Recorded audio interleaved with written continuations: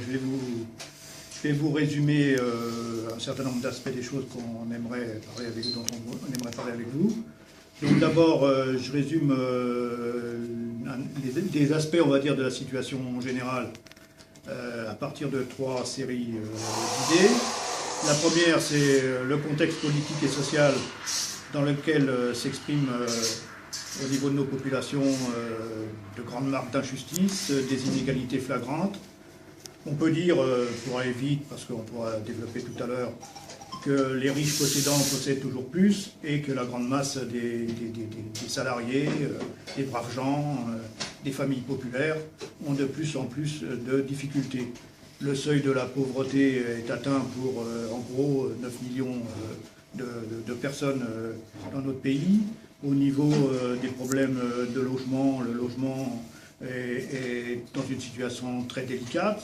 Là encore, il y a 5 à 6 millions de personnes qui sont dans des logements insalubres, et y compris parmi ces gens-là, enfin, dans ce chiffre-là, il y a aussi des gens qui dorment dehors. Je veux dire, ce n'est pas la situation à Montluçon, puisque la situation à Montluçon est plutôt inversée compte tenu des évolutions de la population par rapport à la crise économique et par rapport au départ, en gros à la dépopulation qu'il peut y avoir dans Montluçon, mais ça c'est une question qu'on pourrait traiter à part. Et sur ces questions de difficultés, on se rend compte que ça touche les problèmes de santé, de hospitalisation, ça touche les problèmes de retraite, ça touche les questions de la fonction publique, ça touche les collectivités locales, etc. Voilà. Et alors, quand on voit de quelle manière nous est présenté un certain nombre d'alternatives, dont celle de la droite dont on nous parle beaucoup en ce moment, on se rend compte qu'on regarde tout ça, et ben les propositions qui sont faites, ce n'est pas pour aider ces catégories-là, mais plutôt pour aller dans l'autre sens, c'est-à-dire aider encore ceux qui profitent depuis maintenant 20 à 30 ans de la richesse nationale. Et on nous annonce des suppressions d'impôts sur la fortune, des propositions, plus exactement. On nous explique encore avec les candidats de la droite qui sont en train de s'affronter dans la période, que la suppression de 500 000 fonctionnaires est dans la visée. On nous explique que les 35 heures, ils ont bientôt fini de vivre et que ça va passer à 39 heures, voire à 45 ou 48 heures, je veux dire selon les candidats de droite. Bref, toute une série de choses qui ne vont pas tout à fait dans le même sens. Ça, c'est le premier aspect, une situation d'un contexte délicat, difficile, dont les caractéristiques sociales sont très fortes. Le deuxième aspect, c'est que dans cette période, tout concourt à l'accélération d'une dérive démocratique dans notre pays, et pas seulement dans notre pays d'ailleurs. Quand on constate l'utilisation chez nous, par exemple, pour régler un certain nombre de problèmes au niveau de l'Assemblée nationale, l'utilisation du 49.3, Hollande et Valls considèrent que c'est une bonne manière de régler les choses. Nous pas.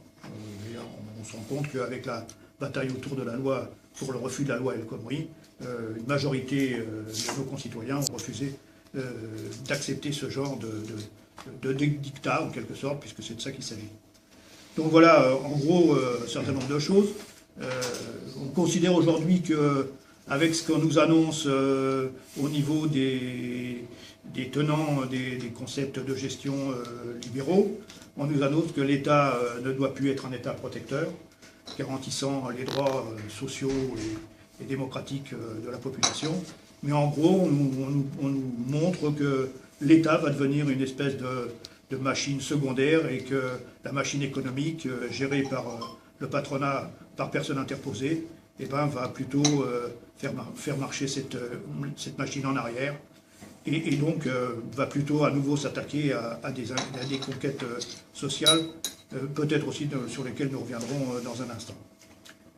Le troisième aspect, c'est le divorce qui devient de plus en plus patent entre les citoyens et les partis qui normalement concourent à l'expression de la démocratie dans ce pays, mais on se rend compte que le divorce est maintenant plus qu'important. On voit que les gouvernants, qu'ils soient dits de gauche ou de droite, n'entendent pas aller dans le sens d'une considération à l'égard des préoccupations de nos concitoyens, et qu'à ce niveau-là, on se rend compte que on est assez mal parti, à l'exemple de ce qu'on craint, qui s'est déjà passé en Angleterre avec le Brexit. On voit bien les divorces qui se sont accélérés, et puis y compris aux États-Unis, là encore, sans doute, on aura des choses à dire. Moi, à mon avis, cette situation de divorce nous amène à considérer que la lepénisation des esprits, en particulier des esprits des dirigeants, est en marche, et qu'en fait, y compris avec ce qu'on entend actuellement dans la primaire de droite, le danger est qu'on retourne à des situations qui ont été connues aux États-Unis ou en Angleterre, et quelque part, à mon avis, en particulier les deux candidats qui restent en lice pour le second tour de la primaire, je veux dire, s'inscrivent plutôt dans une démarche à la Thatcher qu'autre chose. Donc voilà, à ce niveau-là, on se rend compte, quand on regarde ça, heureusement qu'il y a une alternative qui se dessine d'une toute autre manière, et on se rend compte que les initiatives prises par Jean-Luc Mélenchon éclairent d'une toute autre manière la situation, et y compris la manière de prendre en compte les préoccupations des populations. Cette idée de s'adresser avant tout et pour l'essentiel aux citoyens, plutôt que de repasser par la participation de partis politiques qui en gros défendent plus leur précaré qu'autre chose, est celle qui convient le mieux, semble-t-il, et d'ailleurs qui s'inscrivent au niveau d'expérience qui se passe dans un certain nombre d'autres pays. Voilà, donc sur les trois caractéristiques, voilà ce que je pouvais vous dire. Ceci étant dit, par rapport à la manière dont avance notre activité, notre campagne, pour faire comprendre l'intérêt à voter Jean-Luc Mélenchon pour l'élection présidentielle de 2017, il nous semble que la mise en place d'un mouvement assez particulier, assez original, qu'on appelle nous la France insoumise, enfin que l'ensemble de ceux qui travaillent avec Jean-Luc Mélenchon appellent la France insoumise, qui ont construit un programme d'une toute autre dimension que ce qu'on nous propose actuellement, qui se nomme l'Avenir en commun et qui va être en diffusion sans doute 2 semaines au plus tard, on va dire, d'une certaine manière. Voilà. Et je crois qu'à ce niveau-là, on voit bien que c'est une alternative assez consistante par rapport à ce qui se passe. Ce programme a 7 chapitres très importants que je vous nomme simplement pour pouvoir rentrer trop longtemps dans l'explication. On considère que une des premières initiatives à prendre, une première démarche à avoir dans ce pays pour remettre les choses à l'endroit, c'est de redonner le pouvoir aux citoyens. En ce sens, on inscrit notre démarche dans la volonté de construire une 6e République avec des moyens totalement différents pour l'expression démocratique, pour les droits, pour la manière de faire jouer le rôle des assemblées, etc. Deuxièmement, il y a un chapitre qui est très important aussi et qui devient prioritaire au niveau de la démarche de Jean-Luc Mélenchon, c'est qu'on a l'intention d'en finir le plus vite possible avec la pauvreté. En tout cas, on va s'y attaquer dardard à la pauvreté et à faire enfin évoluer d'une manière positive les problèmes du sous-emploi, les problèmes donc de la réponse aux besoins d'emploi et au développement économique. Troisièmement, il nous semble que la jonction des préoccupations écologiques et des préoccupations sociales et économiques dans notre pays, et au-delà d'ailleurs au niveau de la planète, est une considération importante, et en ce sens, le chapitre Sauver le seul écosystème compatible avec la vie humaine est un chapitre, le 3e chapitre, très important dans le programme. Au niveau toujours de ce programme, il y a l'approche des préoccupations à l'égard de la situation que crée en tant que telle l'Europe dans sa constitution technocratique, libérale, capitaliste, financier avancé, on va dire. Et en ce sens, la démarche qui est là, il y a un chapitre là-dessus, c'est sortir des traités. Sortir des traités, alors à ce niveau-là, je ne développe pas, mais peut-être d'autres le feront s'il y a des questions. Avec Jean-Luc Mélenchon, on va s'inscrire dans une démarche comment je pourrais dire, à étapes, en quelque sorte. La première volonté de Jean-Luc Mélenchon, c'est ce qu'il appelle un plan A, c'est d'aller négocier avec Mme Merkel en particulier, mais aussi les autres dirigeants européens, pour remettre dans le bon sens les préoccupations sociales, les préoccupations économiques, sortir des traités, etc. Et si cette question-là ne marche pas, ce qui est tout à fait envisageable, on peut dire de cette manière, eh bien c'est d'avoir un plan B et à ce moment-là je vais dire de claquer la porte, alors de sortir. Bon, il faudra bien entendu avancer d'une manière très, très consistante sur ces questions-là. Le 5e chapitre, c'est une France indépendante et altermondialiste pour la paix, étant entendu que la situation d'aujourd'hui nous amène à considérer que les dangers sont imminents, que les dangers sont importants et que des situations de conflit, non seulement dans le Moyen-Orient, avec tout ce qu'on connaît, Daesh, etc., toutes ces questions-là, mais aussi par rapport à la situation en Europe. Quand je dis l'Europe, c'est l'Europe, non pas seulement de l'Ouest, mais l'Europe qui est, comme le redit De Gaulle, de l'Atlantique à l'Oural. C'est cette démarche-là qu'on a, et compte tenu de ce qui se passe dans les rapports dans le monde occidental à l'égard de la Russie, de la Chine et toute autre puissance qui existe, il y a des préoccupations à avoir. Le 6e objectif, c'est celui du progrès humain.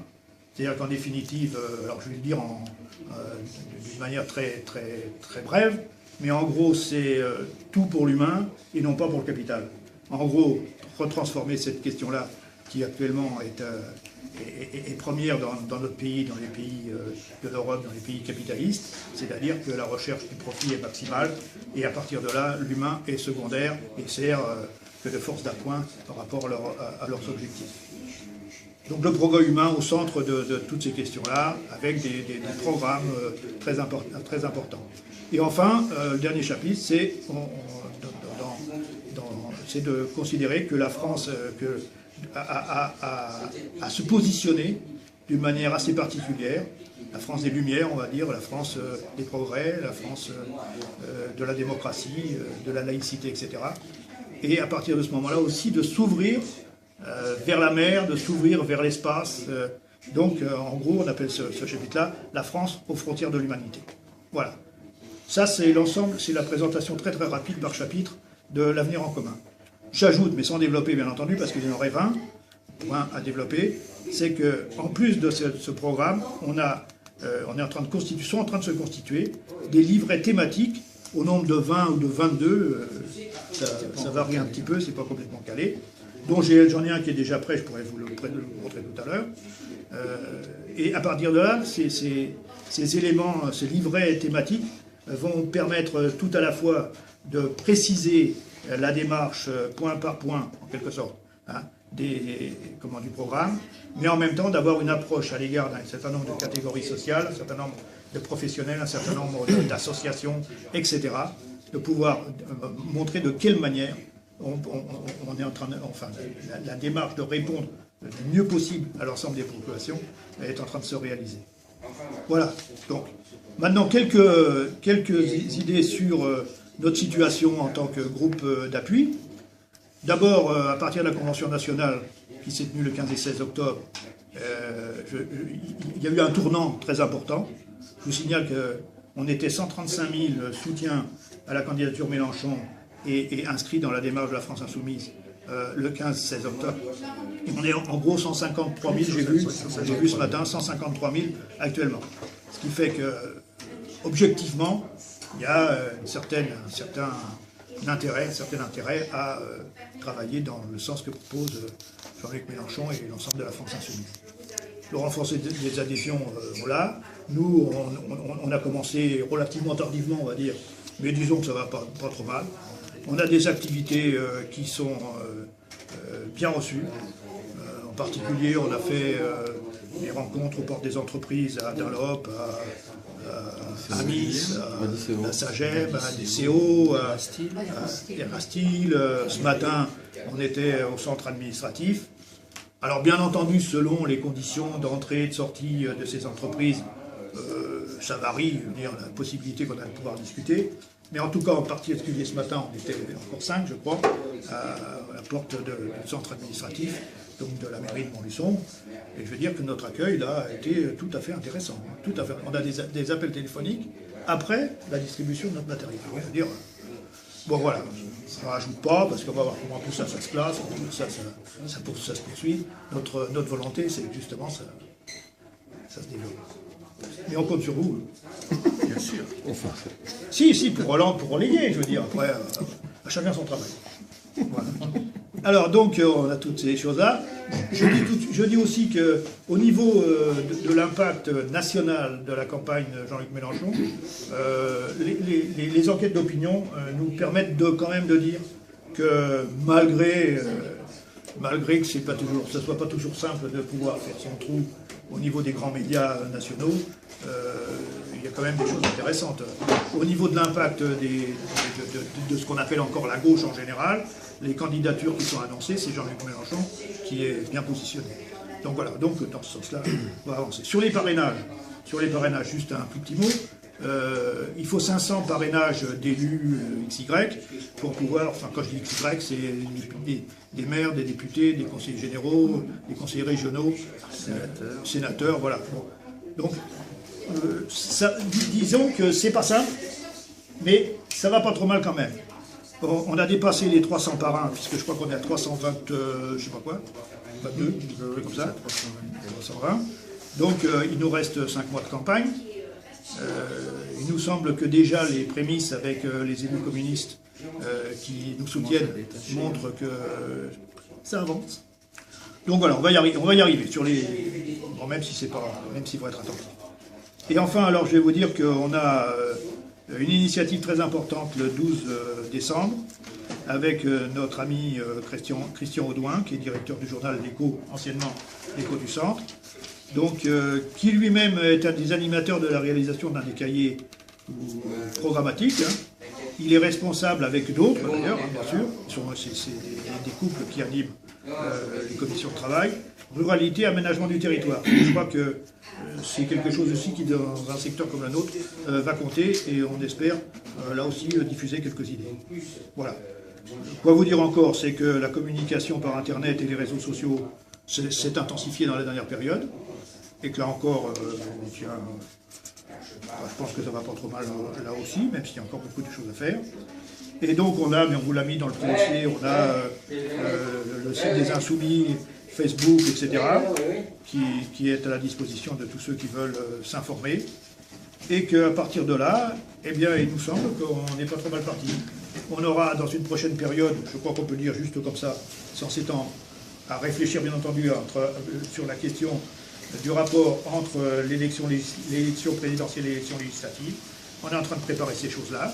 Et on aura, comme la recommandation de la Convention nationale en octobre nous l'avait demandé, on aura, je crois, on a la possibilité d'avoir des candidats partout.